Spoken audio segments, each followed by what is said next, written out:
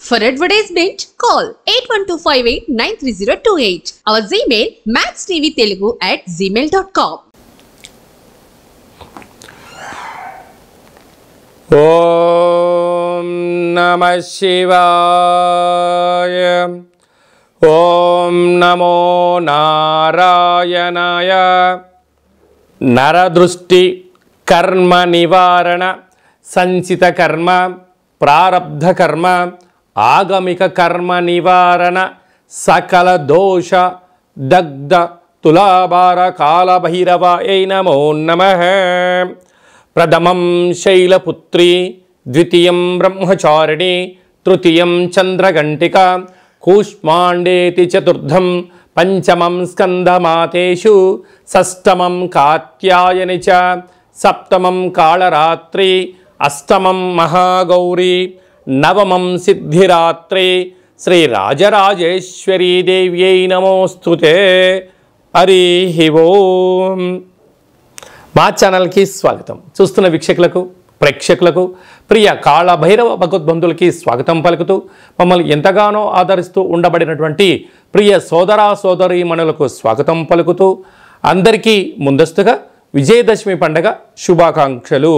అమ్మవారి యొక్క ఆశీస్సులు ఉంటే మనకు అన్నీ ఉన్నట్లే కనుక అమ్మను స్మరిద్దాం, అమ్మను ధ్యానిద్దాం. ప్రకృతితో మమేకమైనటువంటి అమ్మవారిని శాకాంబరి స్వరూపంలో పూజ చేసుకుందాం. జీవనాన్ని అద్భుతమైన ఆనందకరమైన జీవితానికి స్వాగతం పలుకుదాం. 1వ తారీఖు 10వ నెల 2024 నుండి 15/10/2024 వరకు పుట్టినటువంటి వారందరికీ కూడా ముందస్తుగా జన్మదిన శుభాకాంక్షలు. గతంలో వివాహం చేసుకున్న వారికి వివాహ వార్షికోత్సవ శుభాకాంక్షలు. అక్టోబర్ మాసంలో ముఖ్యమైనటువంటి పండుగల గురించి క్లుప్తంగా సవివరంగా సంపూర్ణంగా తెలుసుకుందాం. 2వ తారీఖు 10వ నెల 2024 భాద్రపద మాస కృష్ణపక్ష అమావాస్య బుధవారము. సాక్షాత్తుగా హరిహరసుతుడైనటువంటి అయ్యప్ప స్వామి వారి యొక్క జన్మ నక్షత్రము, విఘ్నేశ్వర స్వామి యొక్క జన్మ నక్షత్రము కారణం చేత అదే కాకుండా మహాలయాల అమావాస్య అంటారు. అంటే మనకు బహుళపక్షము ప్రారంభం అయినప్పటి నుండి అమావాస్య వరకు గతంలో గతించినటువంటి మన పెద్దలు వారు ఏ తిథి రోజైతే పరమపదింపజేశారో లేకుంటే ఏ రోజైతే పరమపదింపజేశారో మనము ఆ రోజును గుర్తుపెట్టుకొని వారికి స్వయంపాక కార్యక్రమాలను, మన సనాతన సాంప్రదాయము, మన ఆచార వ్యవహారాలు, ప్రాంతాలను బట్టి వాళ్ళను పెద్దవాళ్ళను తృప్తిపరచడం కోసం ఏమే కార్యక్రమాలు చేస్తామో చేయాలి. అలా పరిసర ప్రభావం చేత కుదరలేనటువంటి వారందరికీ ఈ యొక్క అమావాస్య తిథి యందున తప్పకుండా ఆ గతించిన వారిని స్మరించుకొని వారి ఆత్మ తృప్తి కోసమే ఏదైతే కార్యక్రమాలు చేస్తామో మనకు వారి యొక్క ఆశీస్సులు ఉంటాయి.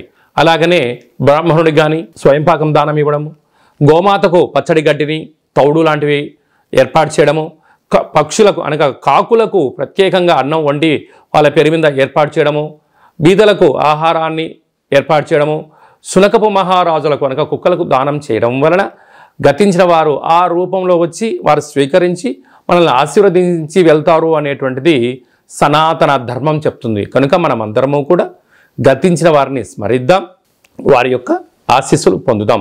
అలా కుదరలేదు అనుకుంటున్న వారందరూ ఈ కింది నెంబర్ సంప్రదించినట్లయితే మీ యొక్క పెద్దవారి యొక్క గోత్రనామాలను పంపించినట్లయితే మన యొక్క కాళభైరవ స్వామి యొక్క దేవాలయంలో ఏర్పాటు చేయడం జరుగుతుంది. కనుక మీ ఈ కార్యక్రమం అంతా కూడా మీకు వాట్సాప్ కాల్, వీడియో కాల్ ద్వారా చూపించడం జరుగుతుందని చెప్పి గమనించగలగాలి. ఇంకొంచెం శక్తి కలిగింది కాశీలో ఏర్పాటు చేయడం, ఇంకొంచెం వెసలుబాటు కలిగింది మనకు గోకర్ణ క్షేత్రంలో మహాదేవుడి యొక్క ఆత్మ శివలింగం అక్కడ ఉంటుంది. కనుక అక్కడ చేసుకోవడం వలన కూడా వారి యొక్క ఆశీస్సులు ఉంటాయని చెప్పి గమనించాలి. అలాగే ఈ సంవత్సరం మనము గోకర్ణ క్షేత్రంలో ఇలాంటి కార్యక్రమాలు ఏర్పాటు చేస్తున్నాం. ఆసక్తి గలవారు ఈ కిందను సంప్రదించి గోకర్ణ క్షేత్రంలో స్వామివారి యొక్క ఆశీస్సులు పొందే ప్రయత్నం చేద్దాం. శివుడి యొక్క ఆశీస్సులు అంటే కైలాసం నుంచి తీసుకొచ్చినట్టు మహాలింగం అక్కడ ఉంది కనుక వారి అందరినీ కూడా శివైక్యం చెందిన వారందరినీ కూడా ఆ పరమేశ్వరుడి యొక్క ఆశీస్సుల కోసమే ప్రయత్నం చేద్దామని చెప్పి గమనించాలి. అలాగనే ఈ యొక్క ఆశ్వీజ మాసం అంతను కూడా అంటే మనకు 2వ తారీఖు అమావాస్య అయిపోయింది. 3/10/2024 నుండి దుర్గా శరణవరాత్ర మహోత్సవ కార్యక్రమాలు ప్రారంభమవుతున్నాయి. అలాగనే 9వ తారీఖున షష్ఠి బుధవారము మూలా నక్షత్ర సందర్భంగా 3 సంవత్సరములు పడినటువంటి చిన్నపిల్లలకు మొట్టమొదటిసారిగా అక్షరాభ్యాసం చేయించాలి అనుకుంటున్న వారందరూ కూడా మహాసరస్వదేవి అలంకారం రోజున చిన్నపిల్లలకి అందరికీ కూడా అక్షరాభ్యాసం చేయించి వారిని పాఠశాలకు పంపించినట్లయితే సర్వత్రా అమ్మవారి యొక్క ఆశీస్సులు ఉంటాయని చెప్పి గమనించగలగాలి. అలాగనే 11వ తారీఖున అష్టమి, దుర్గాష్టమి, కాళాష్టమి అని చెప్పుకుంటాం. అనగా అష్టమి రోజున ఫ్యాక్టరీలు, కర్మాగారాలు, వాహనాలు, ఇళ్లకు, వ్యాపార సంస్థలకు మనము ఆయుధ పూజ చేసి ఒక గుమ్మడికాయను నిమ్మకాయను ఛేదింపచేయడము, పెరగన్నాన్ని నైవేద్యంగా పెట్టుకోవడం వలన అమ్మవారి యొక్క ఆశీస్సులు పుష్కలంగా ఉంటాయని చెప్పి గమనించగలగాలి.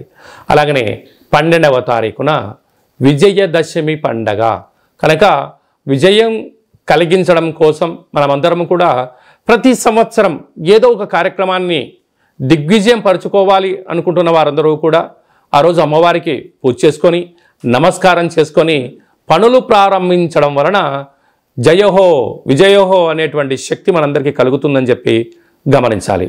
ఆ రోజు సాయం సంధ్యా కార్యక్రమంలో శమీ వృక్షపు పూజ చేసుకొని ఆ యొక్క బంగారాన్ని తీసుకొని వెళ్ళి అమ్మవారి దగ్గర పెట్టి పూజ చేసుకోవడం, తల్లిదండ్రులకు, గురువులకు, పెద్దలకు, సన్నిహితులకు ఇచ్చి వారి ఆశీర్వచనం తీసుకోవడం వలన మనకు సర్వత్రా ఆ అమ్మవారి యొక్క ఆశీస్సులు ఉంటాయని చెప్పి గమనించాలి. అప్పుడు ఈ మంత్రాన్ని ఉచ్చరింపచేయాలి. ఒక తెల్లటి పేపర్ పైన ఎరుపు పెన్ను చేత కానీ పసుపు రంగు పెన్నుతో కానీ ఈ యొక్క మంత్రాన్ని ఉచ్చరింపచేసి ఆ వృక్షదేవత దగ్గర పెట్టి నమస్కారం చేసుకొని రావాలి. ఓం శమి శమైతే పాపం శమి శత్రు వినాశనం అర్జునస్య ధనుర్ధారీ రామస్య ప్రియదర్శనం శ్రీ అపరాజితాదేవ్యై నమోస్తుతే అనేటువంటి మంత్రాన్ని 27 సార్లు ఉచ్చరింప చేసుకొని అక్కడ అమ్మవారి దగ్గర ప్రదక్షిణ చేసి నమస్కారం చేసుకోవడం వలన రాముడు ఎంతటి విజయాన్ని పొందాడో మనకు కూడా అలాంటి విజయాన్ని ప్రసాదించమని అమ్మవారిని కోరుకుందాం. కనుక ఈ అక్టోబర్ మాసంలో అమ్మవారి యొక్క ఆశీస్సుల కోసం కనీసం ఈ 9 శరన్నవరాత్రుల రోజుల ఆవాసం ఉండడం, భగవంతుడు అమ్మవారి యొక్క సేవలో ఉండడం, లలిత సహస్రనామ పారాయణ వినడం, ఏది మంత్రాన్నైనా ఒక మంత్రాన్ని సాధన చేయడం వలన మనకు అద్భుతమైనటువంటి ఆయుర్ శక్తి కలుగుతుందని చెప్పి గమనించాలి. అలాగనే ఈ యొక్క ఆశ్వీజ మాసంలో ఈ యొక్క దుర్గాష్టమి అంటే ఆ అష్టమి రోజున కాళభైరవ స్వామి యొక్క స్మరణ, కాళికామాత యొక్క ఆశీస్సులు మనకు కావాలి అన్నట్లయితే ఈ కిందెమరు సంప్రదించినట్లయితే మీకోసం ప్రత్యేకంగా కాళభైరవ హోమ కార్యక్రమం చేయించి వీడియో కాల్ ద్వారా చూపించి ప్రసాదంగా మీకు ఏర్పాటు చేయడం జరుగుతుందని చెప్పి గమనించాలి.